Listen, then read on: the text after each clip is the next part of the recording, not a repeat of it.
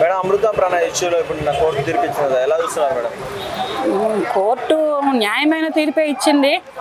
ఒక బిడ్డకి తండ్రి లేనిటువంటి అనాథ అయ్యాడు.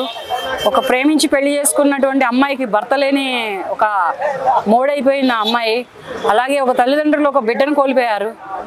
ఇంతమందిని క్షోభ పెట్టి ఇంతమందిని అన్యాయం చేసి ఇక ఆ బిడ్డకి తండ్రి ఎప్పటికీ దొరకడు. అమ్మాయికి మళ్ళీ మోడ్ అనేది చిగురిస్తుందో లేదో తెలియదు, కానీ ఆ తల్లిదండ్రులకు కూడా అటువంటి కొడుకు దొరకడు. మళ్ళీ పుడతాడా ఆ తల్లిదండ్రులకు అటువంటి కొడుకు? అతనికి ఆ కొడుకుకి తండ్రి మళ్ళీ వస్తాడా? రాడు. ఆ తండ్రి రాడు.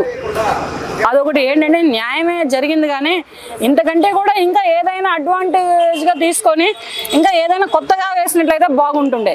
ఆ మధ్య కార్తికేయ అని ఒక హీరో సినిమా తీశాడు. అదేందో గుణ 369 ఏదో సినిమా తీశాడు.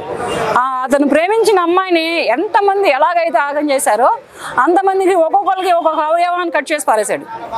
అటువంటి తీర్పులు ఏమైనా వస్తే మహిళల పట్లే కానీ సామాన్యుల పట్లే కానీ ఇటువంటి అరాచకాలు, అఘాయిత్యాలు, ఇటువంటి హత్యలు, అత్యాచారాలు జరుగుతున్నాయి కనుక వీళ్ళకి ఏంటంటే ఒక కాలో చెయ్యో తీసేసేసి బ్రతకండ్రా అని రోడ్డు మీద వదిలేయాలి.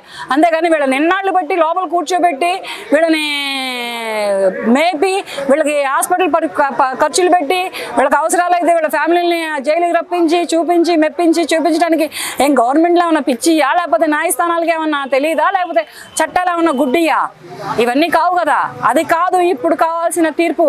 ఎప్పటికో ఉరి తీయడం కాదు కావాల్సింది. అడ్వాంటేజ్ ఎక్కడ తీసుకోమని చెప్పాను అంటే ఒక 6 నెలలకో ఒక సంవత్సరానికో ఎమ్మటనే పరిష్కారం చూపించాలి. న్యాయస్థానాలే కానీ చట్టస్థానాలే కానీ ధర్మస్థానాలే కానీ ఏవైనా కానీ అలా చూపించాలి. చిన్న చిన్న పిల్లలు, మహిళలు, ఒక వృద్ధ మహిళలు, ఒక యువతులు వీళ్ళందరినీ కూడా అనవసరంగా అన్యాయంగా చంపేస్తున్నారు. ఏంటి ఇంత అవసరం ఏంటి? మగజాతికి జన్మనిస్తుంది ఆడది. అటువంటి ఆడదానినే కనుమరుగు చేస్తున్నటువంటి వ్యవస్థలో బ్రతుకుతున్నారు ఇవాళ రోజున మహిళలు. కనుక ఇటువంటి మహిళల మీద అత్యాచారాలు చేసినందుకు గాను, ఇటువంటి జంటలను విడదీసి వాళ్ళని లోకంలో లేకుండా చేసినందుకు గాను ఏ చేతితోటైతే ఆ ప్రాణం తీశారో ఆ చెయ్యే తీసేయాలి. ఏ కాలుతోటైతే వాళ్ళ మీదకి కాలు రువ్వారో ఆ కాలే తీసేయాలి. అంతేగాని వీళ్ళని కూర్చోబెట్టి మేపి చూపి అన్ని చేసి ఎప్పటికో వేస్తే శిక్షలు ఇది ఎన్నాళ్ళు పడతారు? ఆ నరకం అనేది ఎన్నాళ్ళు పడతారు? ఒక వారం, నెల, లేకపోతే రేపొద్దునే తెల్లవారుజామునే ఉరి తీస్తున్నారు అంటే ఒక నైట్ పడతారు. అంతకు మించి వాళ్ళకి ఏమంత పెద్ద శిక్ష కాదు. ఉరి తీస్తే ఒక గంటలో ప్రాణం పోతుంది. అది కాదు సరైన న్యాయం. అది న్యాయం అనరు. సరైన న్యాయం ఏంటి అంటే ఇటువంటి ఆడవాళ్ళకి అన్యాయం చేసిన, ఆడవాళ్ళ మీదకి అన్యాయంగా పోయి అఘాయిత్యాలు చేసి అత్యాచారాలు చేసి చంపినా వాళ్ళ కాలు చెయ్యి తీసి రోడ్డు మీద వదిలేసిన నాడే సరైన న్యాయం. ప్రజలు హర్షిస్తారు, ప్రజలు పట్టం కడతారు న్యాయస్థానాలకి, చట్టస్థానాలకి. అమృత వాళ్ళ బాబాయ్ కూతురు ఒక అమ్మాయి వీడియో వైరల్ అవుతుంది. మా నాన్న అనవసరంగా జీవిత ఖైదు పడిందని చెప్పేసి వీడియో వైరల్ అవుతుంది. ఈ నాన్నకి, ఈ కూతురికి ఈ నాన్న ఒక్కడే లేడు, ఒప్పుకుంటారు. కానీ అక్కడ అమృతకి భర్త లేడు, అమృత కొడుకుకి తండ్రి లేడు, ప్రణయ్ తల్లిదండ్రులకి ప్రణయ్ లేడు.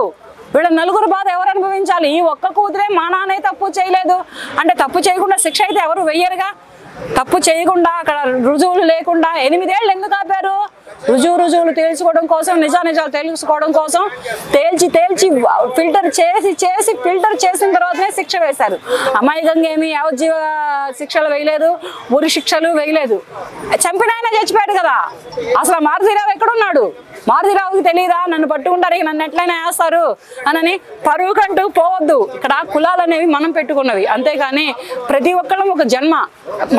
మనిషి కులం ఉండాలి కానీ మానవ కులం ఉండాలి కానీ కులాలంటూ మతాలంటూ పోయి, పరువులంటూ ప్రతిష్టలంటూ పోయి, ఇగోసుకు పోయి అమ్మాయిలు ఎవరినో వెళ్ళిపోయారు. నువ్వు ఇచ్చి చేసినా వేరే అబ్బాయిని పెళ్లి చేసుకోవాల్సిందేగా. ఈ అమ్మాయికి ఇష్టమైన వాడిని చేసుకుంటే ఏముంది? ఆ అమ్మాయి సంతోషంగా ఉంటుంది. నేను ఇష్టపడిన వాడిని పెళ్లి చేసుకున్నాను, నేను ప్రేమించిన వాడిని పెళ్లి చేసుకున్నాను అని ఒక ఆనందంతో బ్రతుకుతుంది. చేరదీయటం ఇష్టం లేకపోతే వదిలేయి. ప్రాణం తీస్తే ఏమొస్తుంది? ప్రాణం మళ్ళీ తిరిగి ఇవ్వగలవా? ఆ తల్లిదండ్రులకు పోయిన బిడ్డను ఇవ్వగలవా? ఆ కొడుకుకు పోయిన తండ్రిని ఇవ్వగలవా? ఈ అమృతకి కోల్పోయినటువంటి ప్రణయిని తీసుకొచ్చి ఇవ్వగలవా? ఇవ్వలేవు. ఇప్పుడు శిక్షలు పడితే మా నాన్న అమాయకుడు, మా నాన్న నంగ, మా నాన్న తొంగ అంటే సరిపోతుందా? మీ నాన్న అమాయకుడు అవడానికి 4 ఏళ్ల కుర్రోడు కాడమ్మా. మీ నాన్న అమాయకుడు అనడానికి ఇక్కడ 4 ఏళ్ల కుర్రోడు, 6 ఏళ్ల కుర్రోడు కాడు. 55 ఏళ్ల వ్యక్తి, ఒక 60 ఏళ్ళు దగ్గర పడుతున్న ఒక వ్యక్తి, ఒక ప్రాణం తీసిన శక్తి. మీ నాన్నకి వాళ్ళ రోజున శిక్ష పడేటప్పటికి నీ ప్రాణం ఎంత గిలగిలా కొట్టుకుపోతుంది.